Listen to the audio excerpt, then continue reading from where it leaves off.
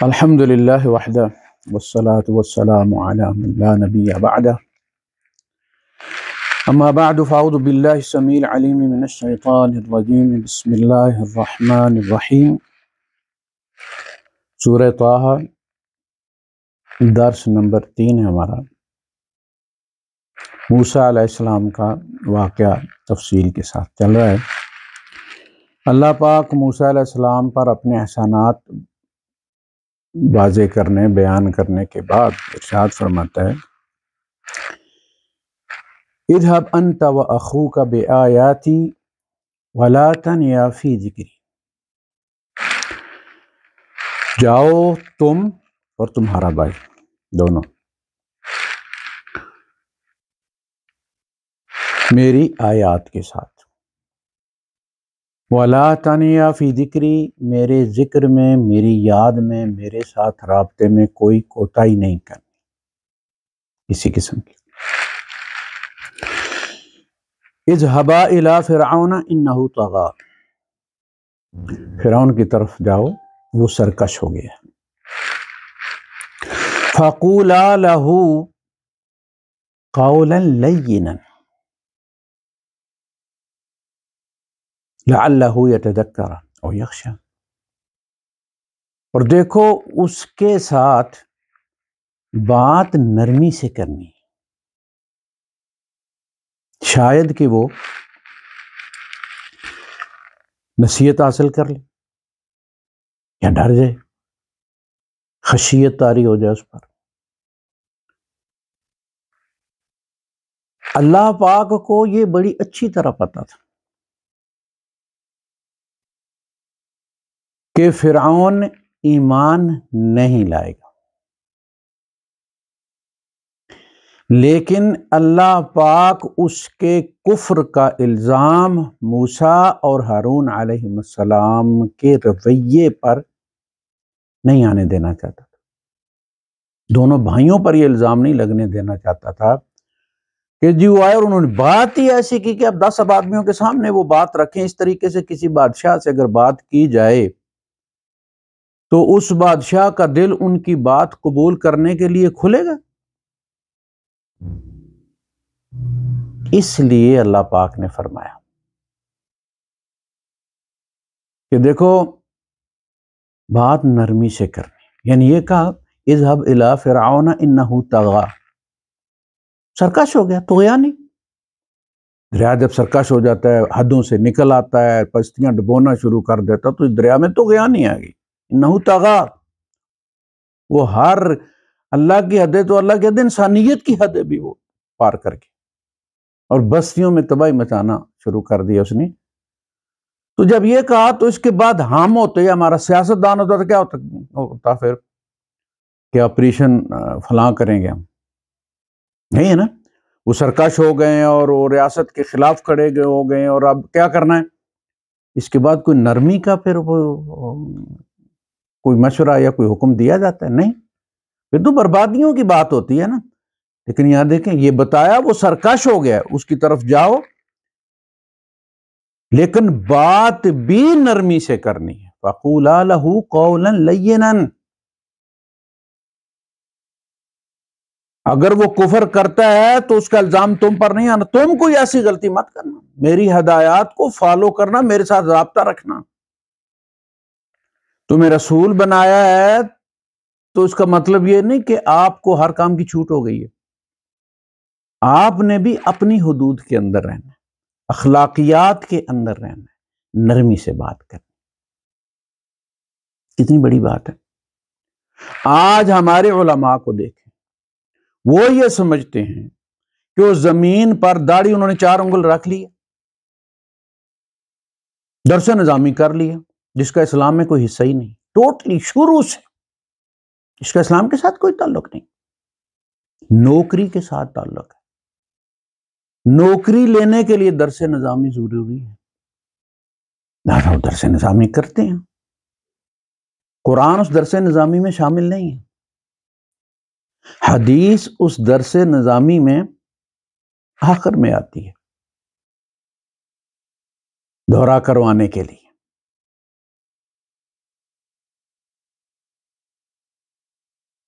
درس نظامی کر لیا، اب ان کو بندے مارنے کی بھی اجازت ہے۔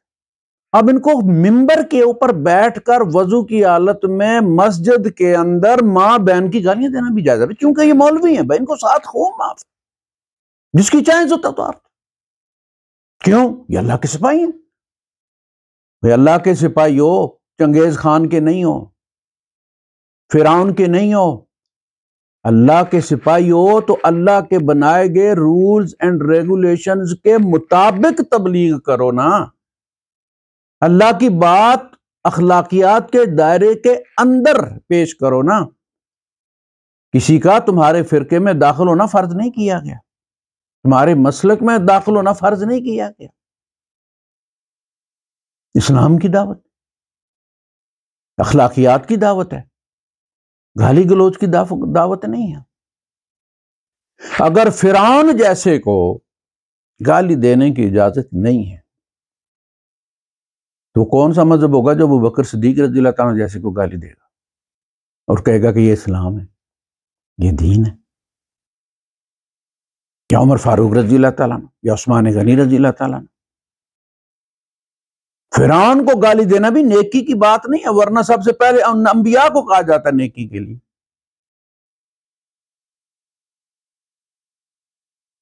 تو آج کے علماء کو دیکھ لیں آپ، یہ مسلک کے سپاہی ہیں، یہ اسلام کے مبلغ نہیں ہیں، یہ مساجد مسالک کے مورچے ہیں، جہاں سے 70,000 بندہ سالانہ فارغ ہو کے تو محلے محلے مسجد بن گئی، 200 گز کی دوری پر مسجد بن گئی۔ اس لیے ضروری ہے کہ ہمارے مسلک کی مسجد کوئی نہیں، لہذا بنے گی وہ مسجد، اسپیکر اس کی طرف دوسری مسجد کی طرف کر کے ڈسٹرب بھی کیا جائے، مسجد اسپیکر میں گالیاں بھی دی جاتی، دوسروں کو واجب القتل بھی قرار دیا جاتا، ہیڈ منی جاری کرتے ہیں یہ لوگ۔ یہ کون ہیں؟ یہ ٹیررسٹ ہیں، مذہبی لبادے میں دہشت گرد ہیں۔ یہ علماء نہیں ہیں۔ عالم وہی ہوگا جو اسلام کے دائرے کے اندر، اسلام کے اخلاقی دائرے کے اندر اللہ کی بات پیش کرے گا۔ فَمَنْ شَاءَ فَلْيُؤْمِنْ وَمَنْ شَاءَ فَلْيَكْفُرْ، جو چاہے وہ ایمان لائے اور جو چاہے وہ کفر کر۔ یہ آپشن بار بار قرآن کریم نے دیا ہے۔ نبی کریم صلی اللہ علیہ وسلم سے کہا گیا کہ اگر اللہ پاک کو لوگوں کو جبر سے مومن کرنا ہوتا، جبر سے مسلمان کرنا ہوتا، تو وہ سب سے زیادہ قدرت والا ہے۔ وَلَوْ شَاءَ رَبُّكَ لَآمَنَ، لازماً یقیناً ایمان لے آتا۔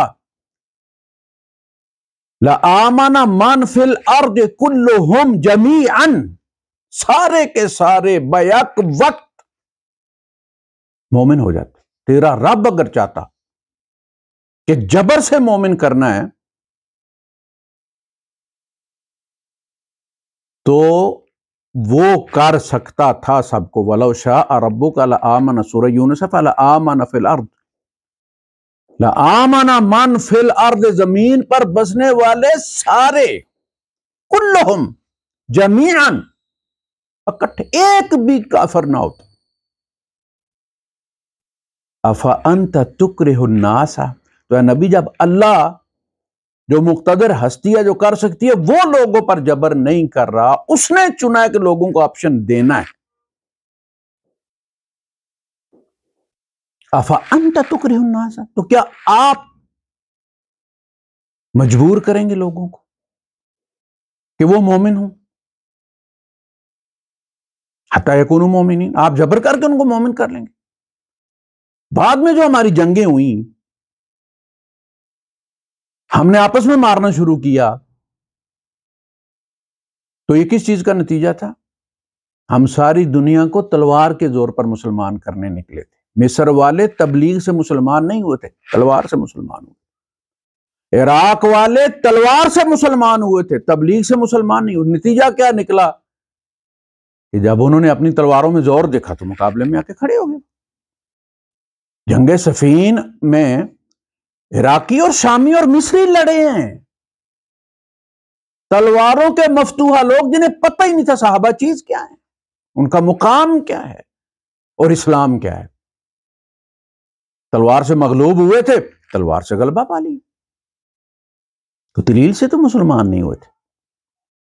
کیا خیال ہے آپ کا؟ ہماری تبلیغی جماعتیں گئی تھی اسپین، فرانس، افریقہ؟ نہیں، لشکر گئے تھے۔ نبیوں کا طریقہ یہ نہیں ہوتا۔ بنی اسرائیل دیکھیں آپ، اپنے نبی کے پاس گئے، انہوں نے ان سے جا کے کہا کہ ابعث لنا ملکن، ہمیں بادشاہ دیجیے۔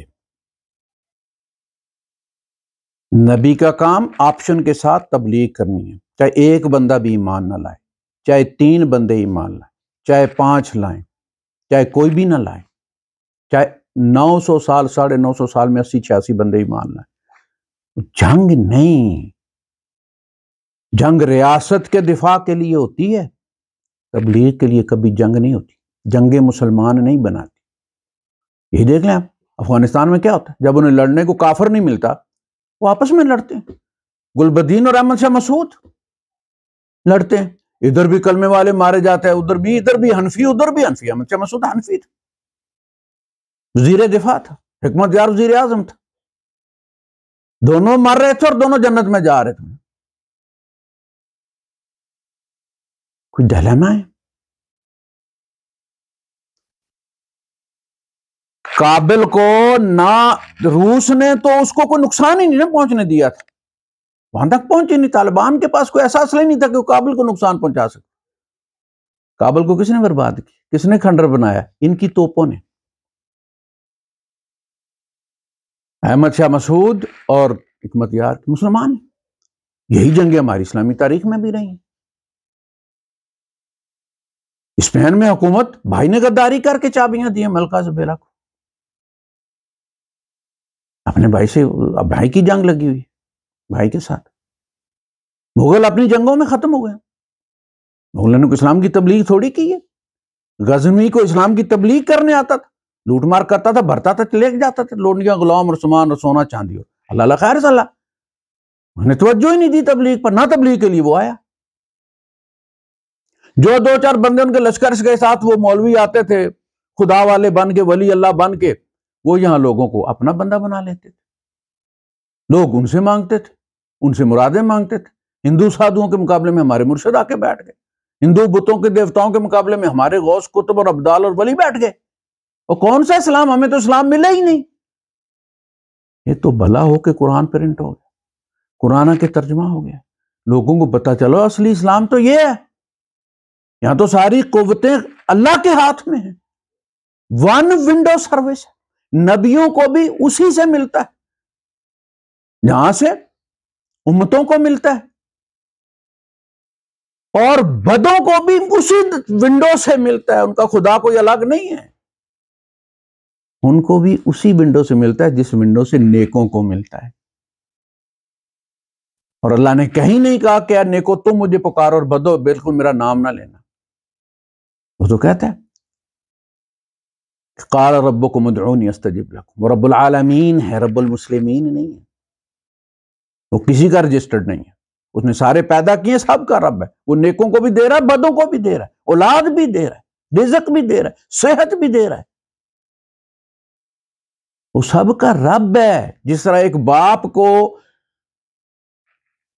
اچھا بیٹا نماز پڑھتا ہے وہ بھی اس کو پیارا ہوتا ہے، جو نہیں پڑھتا اس کو پیارا وہ بھی ہوتا ہے، وہ اس کو بھی روٹی دے رہا ہوتا ہے، اسے اس کی بھی فکر ہوتی، کھانا کھایا یا نہیں کھایا۔ بھائیوں میں چپکلش ہو جاتی، لیکن اس کے لیے سارے بیٹے ایک جیسے ہوتے ہیں۔ رب بدوں کو بھی دے رہا، اور تمہیں کیوں کہ مارنے کے لیے وہ خود نہیں مار سکتا۔ تو ابعث لنا ملکا نقاتل فی سبیل اللہ، اب ہمیں قتال کی ضرورت ہے۔ یہ دین کے لیے جا کے منتیں کرنا، دروازے بجانا جو ہے، یہ کوئی اس سے کام نہیں بنتا، بندہ مسلمان ہی کوئی نہیں ہو رہا۔ وہ ہم ڈاکٹر صاحب کی تنظیم میں تھے تو ہفتہ وار درس ہوتا ہے اس وہاں ہمارے ایک کمپاؤنڈر ہوتے تھے وہاں بنی ہاسپٹل میں، رشید نام تھا ان کا، تو ہم ان کو ڈاکٹر رشید کہتے تھے. ان کی گاڑی میں ہم جایا کرتے تھے، تقریباً 35 کلومیٹر دور سے ابوظہبی بنیاد سے. رستے میں آتے ہوئے نا کوئی 2-4 ہفتے گئے وہ، تو رستے میں آ کے کہنے لگے یار اسی تو بیعت کیتی ہے، وہ بندے مارن دی، اللہ دی راہ لڑنا ہے، جان دینی ہے، جان لینی ہے. وہ یار ساڈے کول درساں چ نہیں آیا جاتا، ساڈے کول ڈاکٹر صاحب کو ساڈے کول بندے مرواؤ، رولا مکاؤ. یہ ہماری اپروچ ہے. اللہ کے رسول صلی اللہ علیہ وسلم نے مدینے میں بندے نہیں نہ مروائے. بدر میں بھی جو 313 نے مارا ہے وہ سارے مکی مہاجر تھے، اس میں کوئی انصار کا بندہ نہیں تھا. یہی مکی وہاں 2-4 سردار کھڑکا نہیں سکتے تھے، ابو جہل کو وہاں نہیں مار سکتے تھے، عتبہ شیبہ کو وہاں نہیں مار سکتے. نہیں، حضور نے نہیں مارنے دیا، تپھڑ نہیں مارنے دیا. کف ہوئے جو ہاتھ باندھ کے رکھو، اللہ کے حکم نے تمہارے ہاتھ باندھ دیے، رسی نظر آئے نہ آئے اللہ کے حکم نے باندھ دی. کف ہوئے جو باقی الصلاۃ والسلام. عبداللہ ابن مسعود رضی اللہ تعالیٰ نے تھپڑ کے مقابلے میں تھپڑ مارا، اللہ کے رسول صلی اللہ علیہ وسلم نے شاباش نہیں دی، غصہ کیا. آپ نے فرمایا میں نے جب کہا ہے نہیں ریٹیلیٹ کرنا، نہیں جواب دینا، اگر آپ سے صبر نہیں ہو سکتا، صبر میں آپ کو ذلت نظر آتی ہے، تو آپ اپنے قبیلے میں تشریف لے جائیں. جب اللہ پاک مجھے فتح دے گا تو آ جائیے گا، پھر آپ کی موج ہو جائے گی، پھر آپ کو کوئی روکنے ٹوکنے والا نہیں. تو انہوں نے کہا کہ ابعث لنا مالکان، مقرر کر دیجئے ہمارا کوئی بادشاہ، کوئی سردار جو ہمیں لڑائے، نقاتل فی سبیل اللہ. قال هل عسیتم ان کتب علیکم القتال الا تقاتلوا، اور تم یہ چاہتے ہو کہ تم پر لڑنا فرض کر دیا جائے اور پھر تم نہ لڑو. تو جو کام اللہ نے بتایا وہ کرو. تم انہوں نے کہا جی کیوں نہ لڑیں، ہمارے گھر چھڑوائے گئے، ہمارے بچے انہوں نے مارے، فلاں کیا ڈینگ کیا، تو ہم کیوں نہ لڑیں. کہا بھائی طالوت کو اللہ نے تمہارا سردار بنا دیا، اب جاؤ اس کی قیادت میں جا کے لڑو. انہوں نے کہا انا لا یکون له الملک علینا ونحن احق بالملک منه، حکومت کے اقدار تو ہمیں حقدار، اس کے پاس تو دولت ہی نہیں ہے. انا یکون له الملک علینا ونحن احق بالملک منه ولم یؤت ساعۃ من المال. ایسا تو کبھی کوئی نہیں، پیچھے قبیلہ بھی کوئی نہیں، تو وہ ہم پر کیسے سردار. جھگڑا شروع ہو گیا. جب تک تبلیغ کر رہے تھے کوئی جھگڑا نہیں تھا، جب حکومت ہوئی تو آپس میں لڑے نا. حضرت علی اور حضرت عثمان میں کوئی جنگ نہ ہوتی اگر حکومت نہ ہوتی، کندھے میں کندھا ڈال کے تبلیغ کرتے. جو ہی ابھی صرف نامینیٹ ہوا ہے بندہ اور جھگڑا ہو گیا کہ اس کا قبیلہ کوئی نہیں اور پیسے بھی کوئی نہیں پاس. نبی کریم صلی اللہ علیہ وسلم کے بارے میں کیا کہا انہوں نے؟ لولا نزل هذا القرآن على رجل من القريتين عظیم. یہ جو 2 بستیاں ہیں طائف کی اور مکے کی، ان میں کسی عظیم بندے پر اللہ نے یہ قرآن نازل کیوں نہیں کیا؟ بات لاجیکل ہے نا کہ اگر سردار پر قرآن نازل کر دیتا، سردار کو اللہ رسول بنا دیتا، پورا قبیلہ مسلمان ہو جاتا، جھٹپٹ اسلام پھیل جاتا. لولا نزل هذا القرآن على رجل من القريتين عظیم اہم یقسمون رحمت ربک. اللہ پاک نے فرمایا بھائی اب یہ تیرے رب کی رحمت بانٹیں گے کہ کس کو رسول بنانا اور کس کو نہیں بنانا. وَنَحْنُ قَدَّرْنَا بَيْنَهُمْ مَعِيشَتَهُمْ فِي الْحَيَاةِ الدُّنْيَا، جبکہ ہم نے دنیا کی معیشت بھی ہم نے ان میں بانٹی ہے. یہ امیر غریب ہم نے کی ہیں. یہ اب رسالت کے فیصلے کریں گے. فرعون نے اپنی قوم سے کیا کہا؟ وَنَادَى فِرْعَوْنُ فِي قَوْمِهِ يَا قَوْمِ قَالَ يَا قَوْمِ أَلَيْسَ لِي مُلْكُ مِصْرَ وَهَٰذِهِ الْأَنْهَارُ تَجْرِي مِن تَحْتِي. اے میری قوم تم دیکھو، کیا یہ ملک مصر میرا نہیں؟ اور یہ جو نہری نظام چل رہا ہے یہ میرا بنایا ہوا نہیں؟ وہذہ الانہار تجری من تحت افلا تبصرون، تمہیں نظر نہیں آتا کہ کون کام کر رہے ہیں قوم کی بہتری کے لیے؟ ام انا خیر من ھذا الذی ھوا مہین، میں بہتر ہوں جو پورا ملک چلا رہا ہوں، نہری نظام بنایا ہے، سبزہ ہی سبزہ ہے، ارد گرد کے ملک جو ہے وہ یہاں سے آ کے لیتے ہیں، میں بہتر ہوں یا من ھذا الذی ھوا مہین، وہ لے مین ہے، عام آدمی ہے، ایک ڈنڈا لے کے آ گئے۔ کوئی عقل سے کام لو، کوئی لاجک کی بات کرو، یہ وہ اپنی قوم کو کہہ رہا ہے۔ ھوا مہین ولا یکاد یبین، وہ تو کھل کے کوئی پروگرام بھی نہیں دے رہا کہ وہ کیا کرے گا، اگر وہ غالب آ جاتا ہے تو وہ ملک کے ساتھ کیا کرے گا، وہ بات ہی نہیں کر رہا اس کے بارے میں۔ وہ تو کہتا بنی اسرائیل پکڑاؤ میں نکلوں یہاں سے، ارسل معنا بنی اسرائیل، مطالبہ تو ایک ہی تھا ٹوٹل۔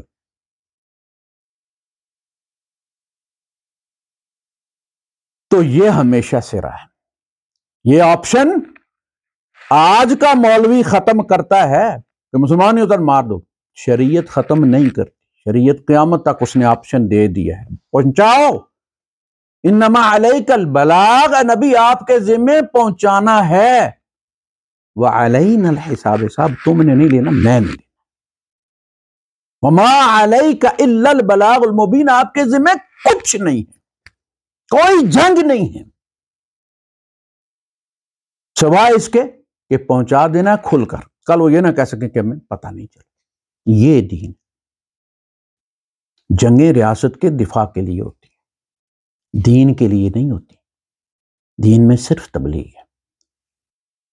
اگلے کو دیکھیں اللہ پاک نے امید دلا کر بھیجا، اور کیا کہ بات فرمائی کہ جب کسی کو دعوت دو تو اس یقین کے ساتھ دو کہ یہ مسلمان ہو جائے گا، قبول کر لے گا، یہ نیت نہ ہو کہ یہ مسلمان ہو یا نہ ہو، میرا تو کریڈٹ ہو گیا نا، میرے بیلنس میں پیسے چلے گئے، جنت کے 2-4 محل چلے گئے، لہذا بس فارمیلٹی پوری کرنے کے لیے تبلیغ نہیں کرنی، جان لگا دینی ہے عاجزی میں، انکساری میں، اس کو قائل کرنے میں، وہ میرا بھائی۔ دوسری جگہ اللہ پاک نے فرمایا کأنہ ولی حمیم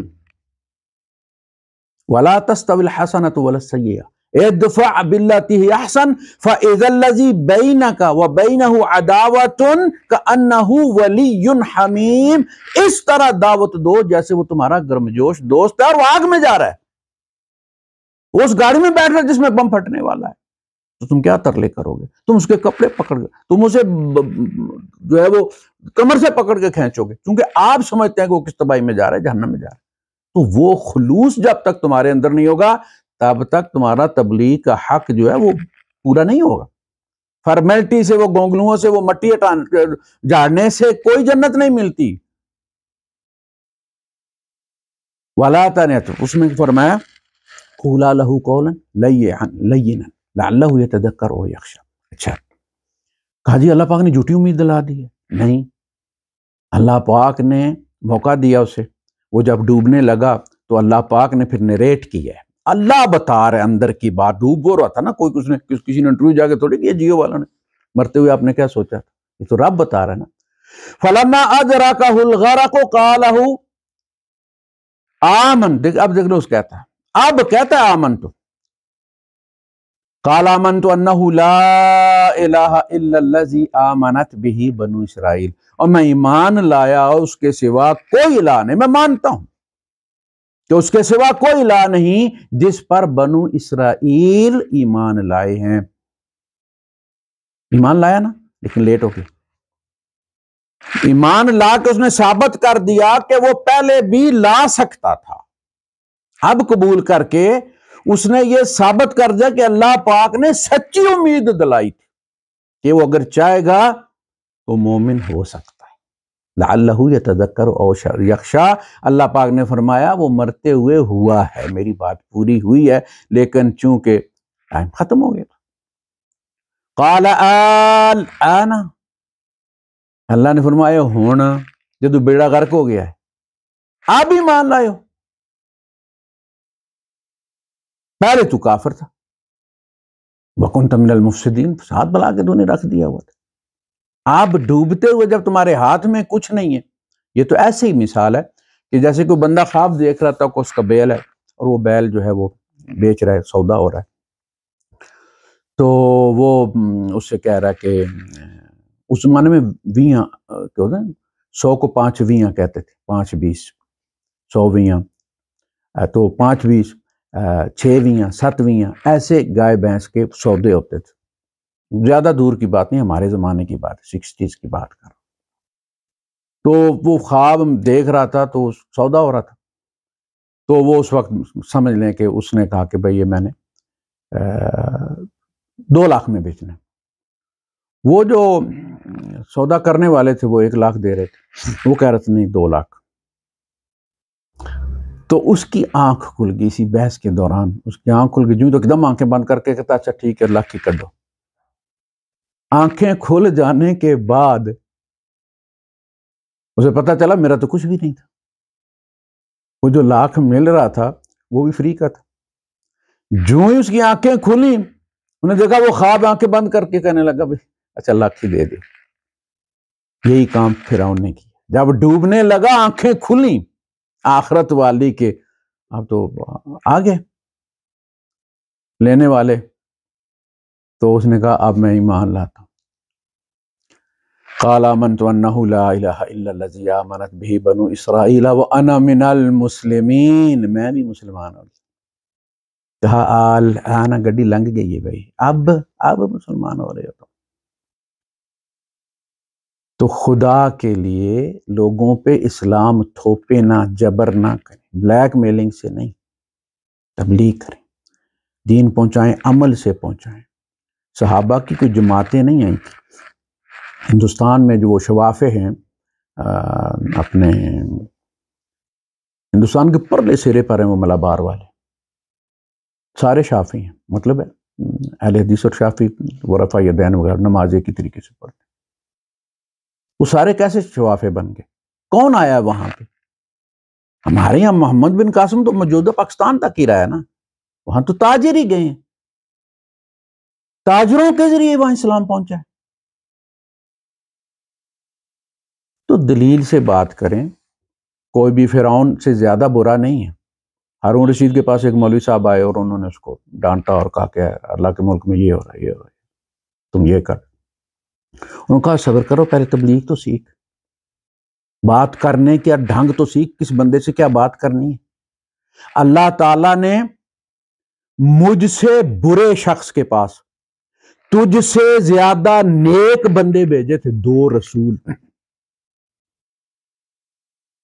اور فرمایا تھا قولا لہو قولا لینا، بات نرمی سے کرنا، تو چڑھ ہی چلا آ رہا ہے جبکہ تیرے سامنے مسلمان ہی بیٹھا ہوا ہے، کہا پکڑ کے نکالو اسے دربار سے۔